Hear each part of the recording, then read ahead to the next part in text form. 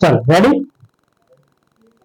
અહીં આપણે જોઈએ છીએ ધોરણ 10 માટે એક દાખલો ચેપ્ટર 2 છે, તો ચેપ્ટર 2 નો, પરંતુ આ એવું છે કે ચેપ્ટર 2 ને રિલેટેડ છે, 3 ને રિલેટેડ છે, 4 ને રિલેટેડ છે, અને આગળ ફ્યુચરમાં પણ ઘણી બધી મેથ્સ માટે આ દાખલો અને આના જેવું બીજું ઘણું બધું છે જે બહુ જ ઇમ્પોર્ટન્ટ છે. એટલે જેને આવડી જાય ને એને એમ કહેવાય મેથ્સ માઇન્ડમાં ઉતરવા માંડે. જેને આ નહીં ફાવે એને એવું સમજી લેવાનું કે હજુ મેથ્સ મને એવું જોઈએ એવું ફાવતું નથી. તો હવે જોઈએ, આવો દાખલો આવે એટલે એને કહેવાય છે દ્વિઘાત બહુપદી, પોલિનોમિયલ. જ્યારે આવું આવે ત્યારે આપણે એક સર્વસામાન્ય વન્ડરફુલ બે રીત છે, બંને રીત તમને સમજાવું છું.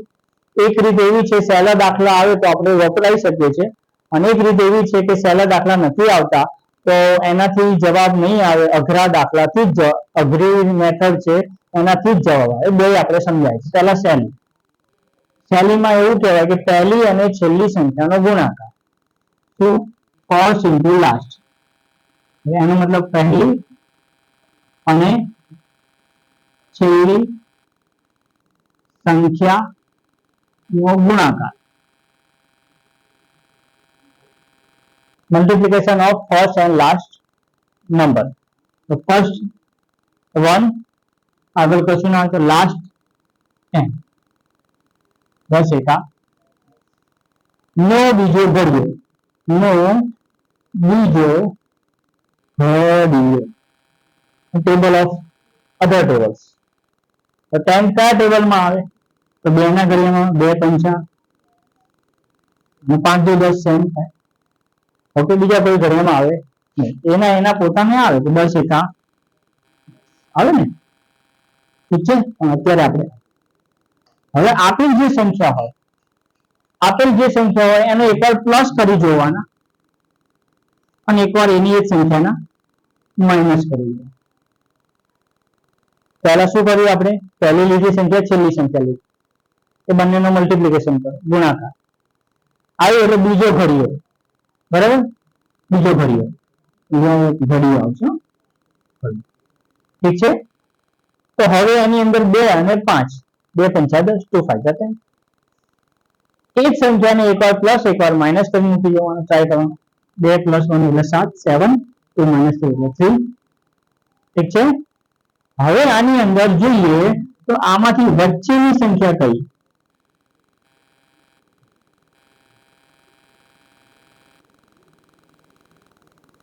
બોલ, વચ્ચેની સંખ્યા કઈ આવી? 7. તો આપણો જવાબ આ જવાબ, ઠીક છે. પહેલી બે સંખ્યાનો, પહેલી છેલ્લી સંખ્યાનો ગુણાકાર, તો બીજો ઘડિયો, એ સંખ્યાને એકવાર પ્લસ મૂકી દેવાની, એકવાર જ્યાં આપણે વચ્ચેનો જવાબ આવે આપણું કામ. એનો મતલબ 5 અને 7, 5 અને 2. તો હવે આ ફિગરને બધી એવી મૂકી દેવાની. આ 7 રૂપિયાના પપ્પાએ 2 ભાગ પાડ્યા એમ. 5 રૂપિયા દીકરાને આલ્યા અથવા દીકરીને આલ્યા, જે નાના હોય એને મળે, અને 2 રૂપિયા છે એ બીજાને. એટલે 7 રૂપિયા જે હતા એના ભાગ પાડીએ. બીજી રીતે x એટલે આપણે સફરજન પણ માની શકીએ, એપલ. એટલે 7 એપલ હતા, એમાંથી 5 એપલ પહેલાને આપ્યા, 2 એપલ બીજાને આપ્યા, અને છેલ્લું છે એ પણ એની એક વિથ સાઇન સાથે ઇઝ ઇક્વલ ટુ 0 કરી દેવા. આપણે 0 શોધવાના છે. એટલે આટલું સુધી પહેલી બેઠી એના બીજા 2 ભાગ, અને આવું આવે એટલે 2 અલગ સંખ્યા 2 અલગ સંખ્યા એના ભાગ કરે. બધું 1 by 1 યાદ કરવું પડશે. 2 સંખ્યાના ભાગ કરે. હવે સંખ્યાના ભાગ કર્યા પછી દરેકના ઘડિયા લખવાના, મતલબ એક તો એકમાં જ આવે. x કેટલી વાર દેખાય છે? તો 2 વાર દેખાય છે. પ્લસ ના પ્લસ દેખાય. 5 કયા ઘડિયામાં આવે? તો કે 5 એકા 5, અને x એટલે x, ઠીક છે. પહેલા બેનું ઉપર રાખી, આ બેનું નીચે રાખવાનું, પ્લસ ના પ્લસ એની નીચે. બીજી લાઈન 2 છે તો 2 into 1, 2 1 2. x છે તો x નું x, પ્લસ ના પ્લસ. 10 કયા ઘડિયામાં આવે? 2 10 is equal to 0. કોઈ ડાઉટ?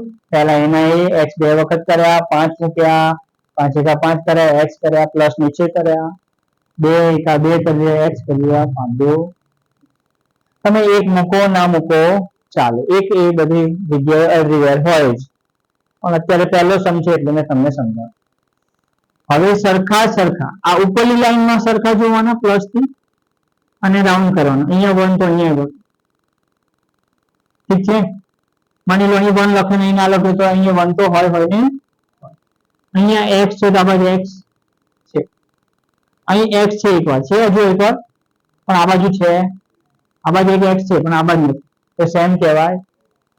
અથવા આ બાજુ 5 છે તો આ બાજુ 5 નથી તો પણ સેમ નથી. આ થઈ ગયું. હવે જે રાઉન્ડ કરેલા હતા એ એક વખત બહાર મૂકવાના, અહીં એક વખત થઈ ગયા ને, પહેલી વાર મૂકવાનું. અને જે રાઉન્ડ નથી એ બ્રેકેટમાં મૂકવાનું. રાઉન્ડ છે એ એકવાર મૂકવાના, રાઉન્ડ નથી એ બ્રેકેટમાં મૂકવાના. હવે આની વારી, જ્યાં પ્લસ છે માઇનસ દેખાય ત્યાંથી હાથ મૂકી દેવાનો. અહીં 2 છે તો અહીં 2 છે. કે તારા ઘરમાં ફ્રીજ છે? હા, મારા ઘરમાં ફ્રીજ છે. તારા ઘરમાં કલર ટીવી છે? હા, મારા ઘરમાં કલર ટીવી. એક તો હોય ને, હોય જ, એ મૂકો ના મૂકો ચાલે. તારા ઘરમાં વોશિંગ મશીન છે? મારા ઘરમાં છે. તો મારા ઘરમાં ફ્રીજ છે, તારા ઘરમાં છે. તો જે સરખું નથી એને સેવ કરવાનું. ચલો, તો આમાં 2 આવ્યું અને 2 આવ્યું, ખાલી 2 બંધા 2 જ કે એટલે શું આવ્યું સરખું? 2. તો શું ના આવ્યું સરખું? x plus. આવું કરવાથી બે જે કૌંસ બન્યા હોય એક સરખા બનવા જોઈએ, કમ્પલસરી. મળી ગયા? કમ્પલસરી સરખા થયા સર. તો હવે તેથી બધે છેલ્લે આવું કરીને આવવાનું. જે સરખા બ્રેકેટ છે એક વાર મૂકો, જે બ્રેકેટની બહાર સરખું નથી એને બ્રેકેટમાં લાઈન મૂકો, પ્લસ મૂકો, 1 મૂકો ના મૂકો. ઠીક છે, આ અને આ સરખા થયા તો એકવાર મૂક્યા અને બહારના એક જ વખતમાં દાખલો ખબર પડશે. એટલે સુધી હવે x plus 1 is equal to 0 લેતા taking x plus 5 is equal to 0. Okay, અને આ બાજુ પણ taking એટલે કે લેતા શું x plus 2 is equal to 0. એટલે સુધી તો ડાઉટ? ચલો, આ પ્લસ છે, પેલી બાજુ જાય તો -5 એટલે 0 જતા રહ્યા. 0 એટલે કોઈ જગ્યાએ અહીં કોઈ નથી, આપણે કીધું 0 એટલે અહીં કશું છે. હવે હું જતો રહ્યો તો હવે 0 હોય ત્યાં હું કેવી રીતે, એનો મતલબ 5 અહીંથી ક્યાં જતા રહે તો માઇનસ થઈ ગયા. આપણો જવાબ આ છે, પેલી બાજુ જતા રહે આપણો. બોલો, કોઈ ડાઉટ? ફરી એકવાર સમજાવું, ખબર પડી? પહેલું અને છેલ્લું લેવાનું, બીજો કોઈ ઘડ્યો એને પ્લસ અથવા માઇનસ કરીને વચ્ચે એના બે બ્રેકેટ મૂકી દેવાનું, જે જવાબ આવે. ઠીક છે, આને સેપરેટ કરતું જવાનું, આને નીચે સેપરેટ કરવાનું. પછી હાથ રાખીને કોમન જોઈ લેવાનું. કોમન છે બહાર મૂકવાનું, જે કોમન નથી પડ્યું અંદર મૂકવાનું. કોમન છે બહાર મૂકવાનું, જે કોમન નથી પડ્યું એટલે જે કોમન નતું એ કોમન થઈ જશે. જે કોમન થઈ ગયું એ 1 ટાઈમ મૂકવાનું, અને જે કોમન નથી બહાર પડી રહ્યું ફરી 1 ટાઈમ. ઠીક છે ને?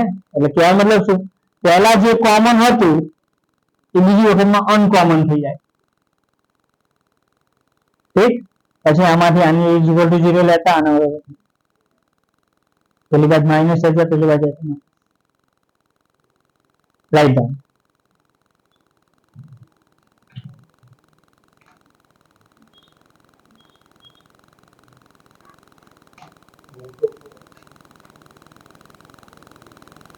તો